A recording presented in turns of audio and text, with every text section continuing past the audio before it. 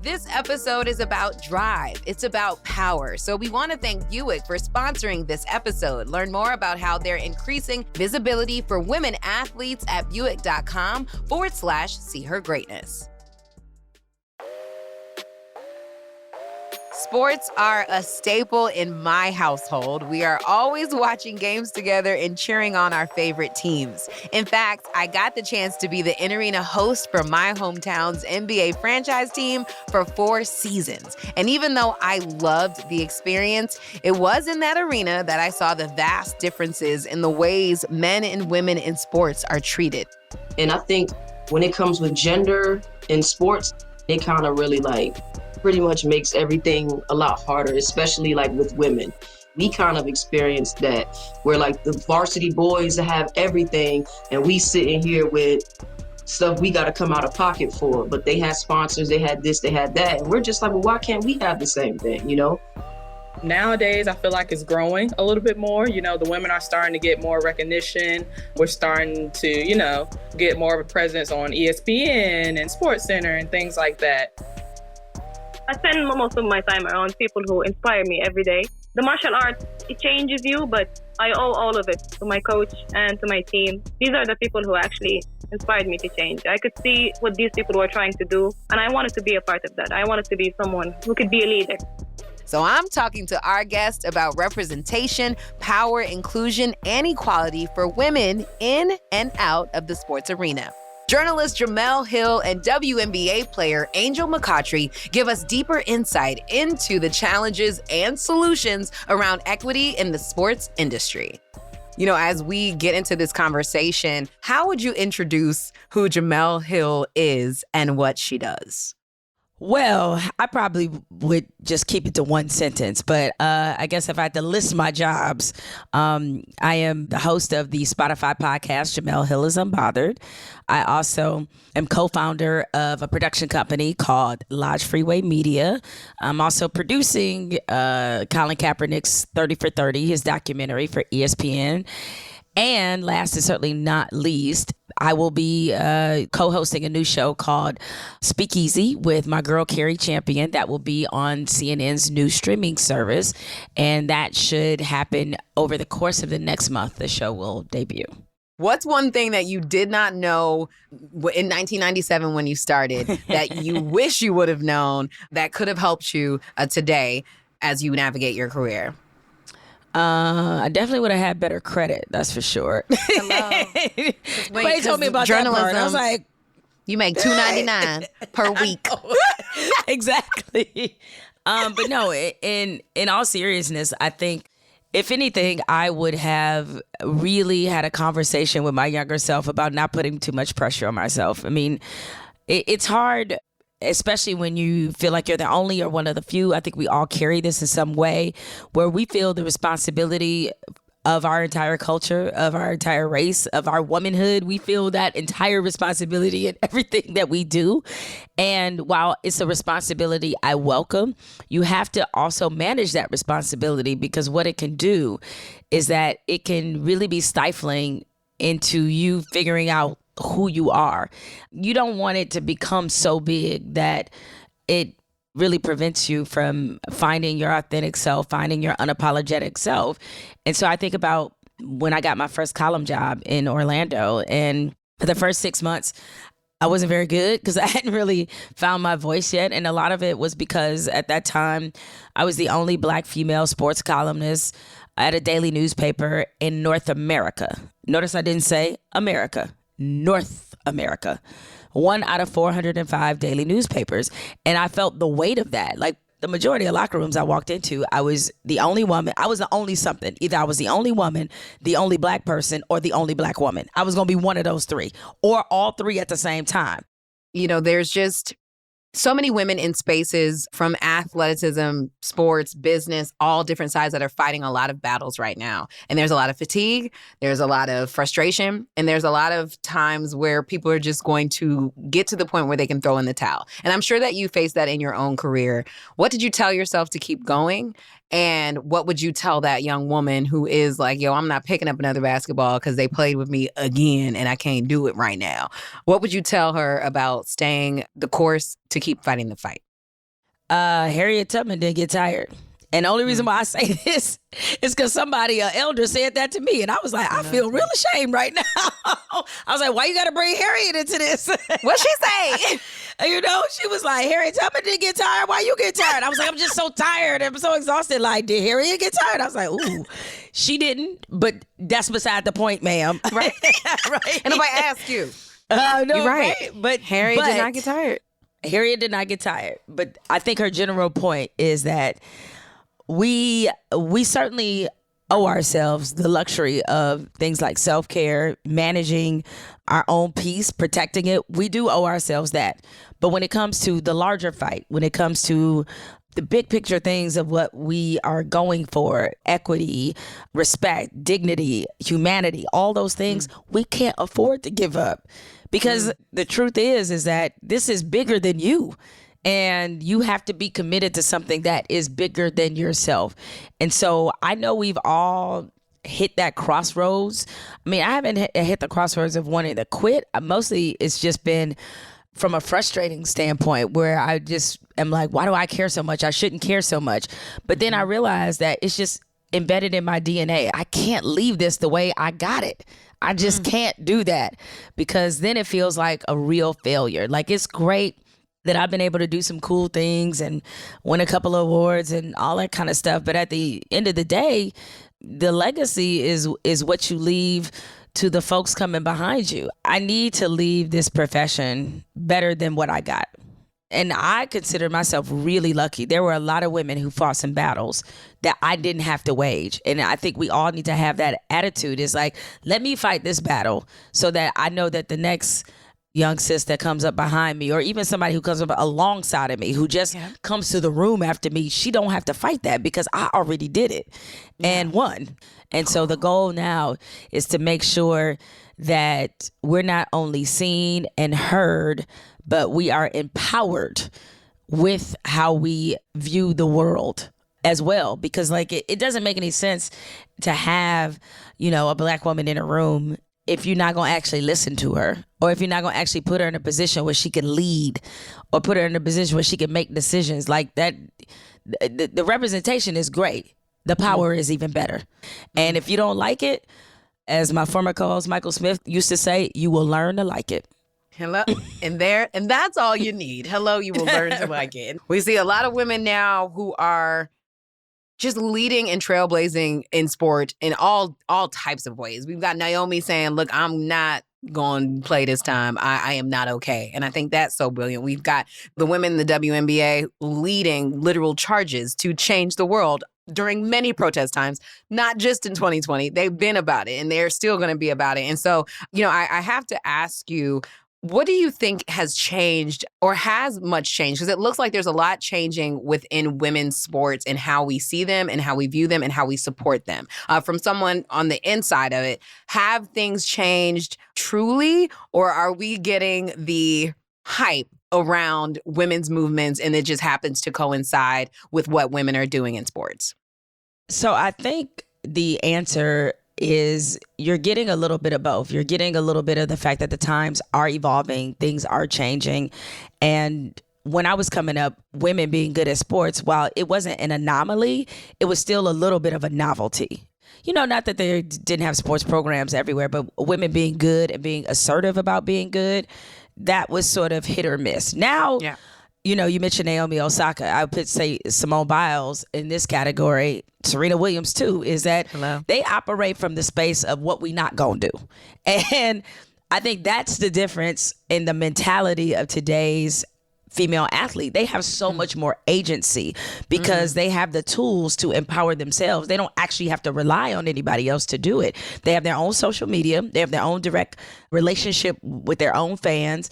Now that we have athletes in college being able to profit off name, image, and likeness, that's really going to help female athletes because they are the ones, they have millions of followers, right? Millions. That is money. That is currency. And so I think because of this general empowerment movement, you're seeing a lot more women being very, very vocal about their boundaries, very vocal about what they want.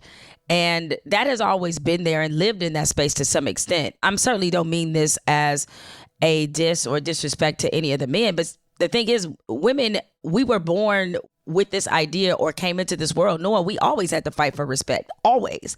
Like everything was going to be a fight. So that's why when you see the WNBA players organizing so efficiently around getting Senator Raphael Warnock elected in Georgia, around coming out against a former team owner who said some racist things about the Black Lives Matter movement. The reason that they're on point is because they used to this fight. This ain't nothing to them. Black women are showing up and showing out. Whether we're playing on courts or holding court as we report from the sidelines, the passion, the energy, the intensity. And if you haven't seen all that, it's time to take note. We put power in our performance, break records and barriers. We've got the skill, the swagger, and the dare to be great. Don't sleep on women athletes. You might miss some of the best moments in the arena of life. Buick wants you to tune into women's sports. Learn how they're increasing visibility for women athletes at Buick.com/see her greatness. Okay, more than that, family, I'm so honored to have Angel McCoughtry here, who is going to speak to us about all that she does as a athlete, as a business owner, as a woman who is taking up space in sports, as one of the most impactful athletes of the last decade that I've seen and watched just grow tremendously every single time. But take me back to little Angel. What was your upbringing like? What was it like growing up? And when did you fall in love with basketball? I'm from the DMV too. So, DC, Maryland, Virginia, grew up in Baltimore. And I started playing basketball at 8. And I really fell in love with it. Now, here's the thing, right, about being a basketball player, especially during that time. We're talking about, mid-90s? You're the only girl out there playing. They're just not a group of girls out there with the guys. And I love basketball. So you've been called a tomboy and this and that. And it's like, I hated that word because it's like, women play sports. Why do we have to be a tomboy? Because we play sports. That's it. It's okay to play sports and be a woman. So during that time, I had that, that name. And then people will always call me the basketball girl. Oh, yeah, the basketball girl. But growing up, I would say always playing with the guys on the court. That's where I got my toughness. I credit them. I got my teeth knocked out. I got beat up out there. Because I told them when I got out there, I said, look, I want to play and you guys are going to treat me like I'm one of you. You're not going to play me like a girl, whatever the case. And they're like, all right. Maybe. And so as I grew up, just that toughness carried over to me playing in the real game. And I would get knocked down by a female and I would just get right back up. So that really helped. And just that atmosphere being in Baltimore, it's a tough city. But playing sports, it really helped keep you focused and out of trouble. So I really credit the sport to a lot in my life. It really built my character because I feel like growing up, I had more challenges in the sport than probably I can remember in just average life, I should say. I didn't play a lot. Coach didn't play me. So you deal with character issues and self-esteem. How to work hard, that's big in it. It's like, okay, coach is not playing me. I don't know why, because I feel like I'm just as good as anyone else. But, okay, I got to work hard. And then, you work on being on time. My coach used to say, 5 minutes early is on time and being on time is late. And another, my college coach used to say, if basketball was easy, everybody would do it. You know what I mean, Gia? Like, if having a podcast was just easy, everybody just have a podcast. What you're doing is so special. You know what I mean? And I don't think people realize, like, their gift is special because everybody would do it if it wasn't. Come on in here with the word today, Angel. Can't even deal with you. No, that's drop so just a little true. Dime. Just drop just a little gem. Just a little gem. Yeah, drop a little gem. In the ocean. Just dropped it for us. Don't get me wrong, Gia. Does any Olympian ever feel like getting up all the time, working so hard to do this? No, they don't. We don't. But what makes you an Olympian is that you do it anyway. What are the biggest things that you hope the WNBA is able to improve on to make it easier for players and athletes to feel supported? I think they can help with marketing. They just got $75 million in marketing. So it's like, okay, let's see what they're going to do with it. Because people don't know half the WNBA. They don't know their names. They don't know who they are. It's like, have you ever met LeBron James? Yes. Once. Oh, you have? Okay. Yes. But you don't know him personally, right? I don't know him. Can't text him. Nope. You don't know him personally, but you feel like you know him because you see him so much. Yeah. You see his likeness. So imagine if they see our likeness, they'll feel like they know us, and then when they feel like they know us, they'll come to the game. Because when I meet people all the time, they're like, "Oh, you play basketball?" They're like, "I want to come to a game," because they met me. Now they got to know me. So if they know us, and that comes with marketing us, people will come to the game, no problem. But they don't know who they're coming to watch. Does that make sense? So imagine if you went to an NBA game, you didn't know who you were coming to watch. You don't know anybody's name in the NBA. You just come to watch them. What's the interest level? And so for us viewers, for us audience listeners, for our more than that listeners, what are the biggest ways you need audiences to show up so that the WNBA can continue to grow and y'all ain't got to play overseas in a million other places, right? To do what you want to do. I would say get to know our stories. I think once you get to know our stories, you will fall in love with us because we have some amazing women. You will fall in love with us in our league. And buy the tickets and go to the games. And here's another thing. I always tell somebody, come watch a game. If you don't like it, I'll refund your ticket. I haven't had to refund a ticket yet. Hello? Go watch the game. Look, now, Angel, don't tell all these people that we in 106 markets. She's not going to refund everybody's, okay? Look, but no, I think... but the point is, like, they were like, wow. You know what I mean? So... Yeah. Yes, please, everybody, please go support. If you can't make it to Minnesota, there are many teams. DC, we already know we got the Mystics, we got Atlanta up there killing it. Yep. We got champions. So and I love to see that grow. Like seeing, John and Brad pull up to the games helped because the Wizards would post it and then the Wizards fans would see it. Like I love it when the teams support each other in the city, the local cities too. Exactly. So that's super important. Yeah. And so knowing some of the difference in sports and how we're treated and how we're seen in these different arenas, why do you think women still continue to show up and play the game in the way that you all do? It's probably one answer to that question, the love of the game. The love of the game. You just love what you do. Yeah. And to wake up loving what they say. I read a statistic. It was high. Maybe it was about 80% of Americans wake up not loving what they do. Yeah. That's a lot of people waking up mad. Right? Yep. I don't want to wake up mad. I want to wake up loving what I do. Now, I love playing basketball. This is something I've been doing since I was 8. And I love it. And it's fun. And I get to wake up and have fun. There are a lot of young players right now who are going through a lot. We're in the midst of a pandemic. Ending a pandemic. It's COVID. We got a lot going on. And a lot of people have decided to put down the ball for sure. And you've been through those moments. What would you have said to young Angel if you were ever in that dark moment where you felt like, what, these coaches aren't seeing me. This is dumb. I don't need to play anymore. What would you tell an athlete or a young woman who is an athlete that is ready to give up? Why should she continue to show up for what she loves to do? I would say, relax, baby girl. It's going to be okay. And it's literally that simple. Use it, baby girl.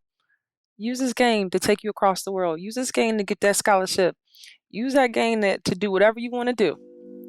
Because I promise you, you put in the work, the hard work for it, it's going to pay back to you in double. I promise you. When it comes to competing, the journey to women's equity never ceases to amaze me. We obviously still have a lot of work to do, but we are absolutely making it easier for the next generation of girls to breeze through the doors that we are working so hard to keep open right now.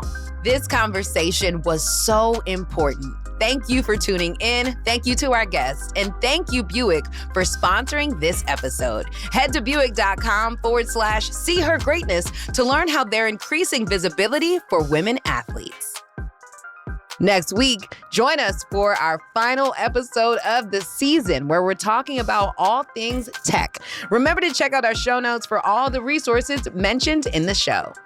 Don't forget to hit subscribe, give us a good rating, and follow us at More Than That Show on all platforms.